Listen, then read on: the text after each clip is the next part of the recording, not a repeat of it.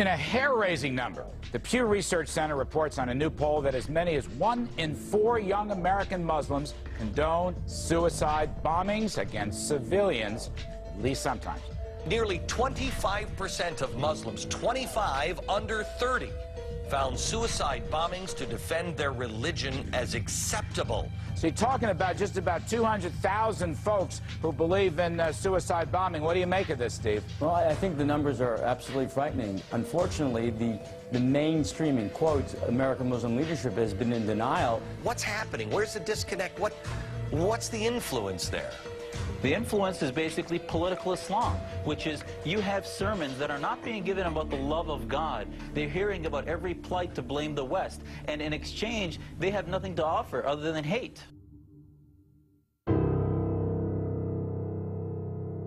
As we move further and further away from September 11, 2001, as we remain safe during that period, there are going to be an increasing number of people who either don't see the threat as clearly, or their psychological makeup is going to want them to wish it away. It is definitely here. I don't want to overstate the problem, but there is a danger of understating the problem of homegrown Islamist terrorism. And the fact is, we have now had a series of cases that have thankfully been broken. But yes, 7 people have been arrested in the Miami area. Officials say the plotters were in the early stages of planning an attack on the Sears Tower in Chicago. They hoped for their attacks to be, quote, just as good or greater than 9/11.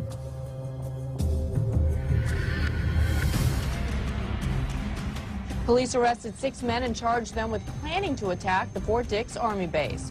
This is a new kind of terrorism. It is not only coming from outside the United States in, but it is also growing inside our own country.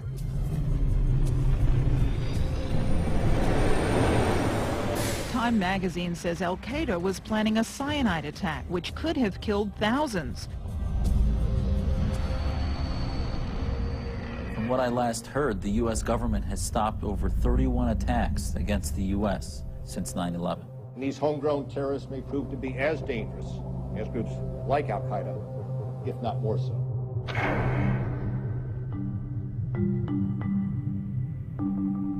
You've seen the Torrance, California case where they were in the operational stages of completing planning to attack U.S. military recruiting stations and then conduct a massacre at a synagogue in West Los Angeles. They were 60 days from their target date, and really all they had left to do was to start killing. Make no mistake about it. We dodged a bullet here, perhaps many bullets. Within a few months of that, you saw the plot to attack the PATH trains that run under the streets of New York City. A terrorist plot in the early stages has been broken up. It was allegedly a plot to blow up one of the commuter railway tunnels running from New Jersey to New York under the Hudson River. The thinking within that conspiracy that they would actually be able to collapse the tunnels, flood part of lower Manhattan.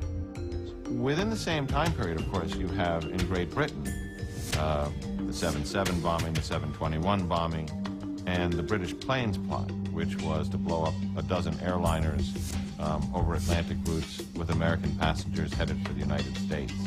The intelligence suggested that this was to be achieved by means of concealed explosive devices smuggled onto the aircraft in hand baggage. This was intended to be mass murder on an unimaginable scale. If all of these attacks were prevented, and you walk away saying that somehow the threat has passed, we're no longer in danger, I'd like to look at the analytical tool you're using. The threat is certainly there.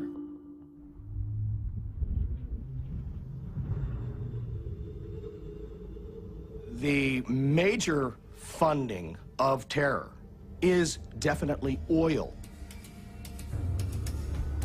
Saudi Arabia is making hundreds of billions of dollars every year in oil revenues. And in 2006, for example, they made over $150 billion. Now, where is the money being used?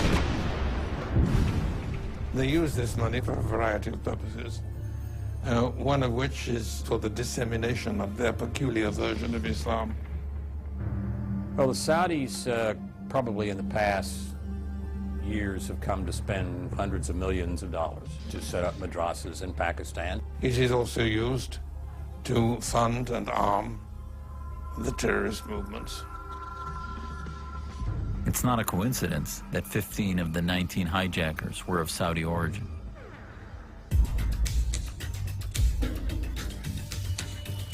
The United States uses about a quarter of the world's oil, with under 5% of its people. Americans use 400 million gallons of gasoline every day.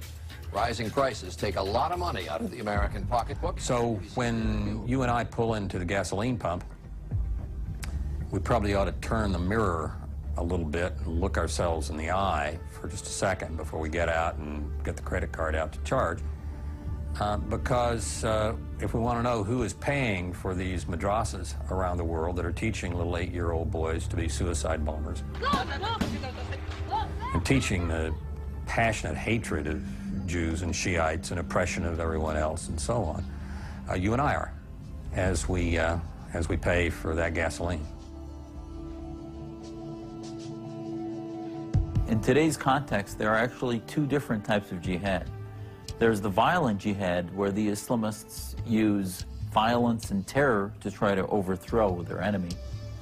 And then there's what has been termed the cultural jihad, where these Islamists use in a most duplicitous way the laws and the rights they are given in our society to try to work against society and overthrow it. We think that Saudi Arabia's principal export is oil. It's not, it's ideology. All oil does is enable them to have the money to export the ideology.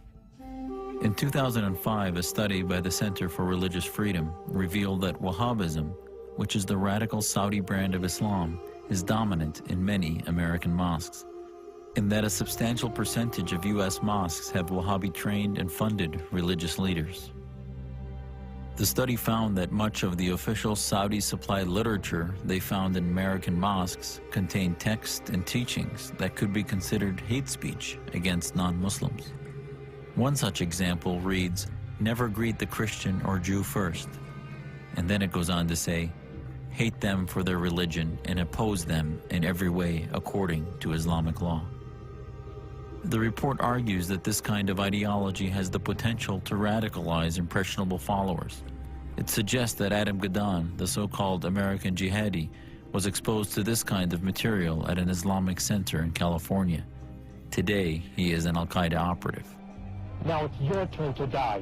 While women, the streets of America shall run red with blood.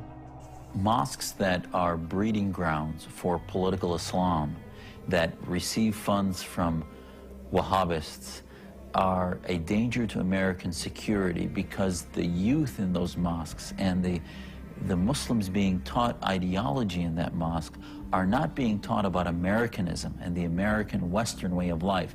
They are actually being taught to hate secular society and to try to establish an Islamic state. And that is a threat to our security. There have even been reports of hate speech found in Saudi-funded Muslim schools. An Islamic school in Northern Virginia is causing some controversy. It comes after a report claiming the textbooks that school uses may be promoting religious intolerance. An example is from a 12th grade Quranic interpretation that says it's permissible to kill an adulterer or a convert who left the faith. Recently, a report said that some of the school's textbooks teach violent actions against Christians, Shia Muslims, and Jews. In the Wahhabi textbooks I've seen in the West, in particular in America, there are passages calling for holy war. And that is not Afghanistan or Iran. That is Virginia. That is London. That is Toronto. That's what's very disturbing. The oil-producing countries exercise enormous influence, not only on education, but even on policy. As soon as the oil started to bring in revenues to the Middle East, mainly to Saudi Arabia and the Gulf states, they started to contribute to the United States politicians.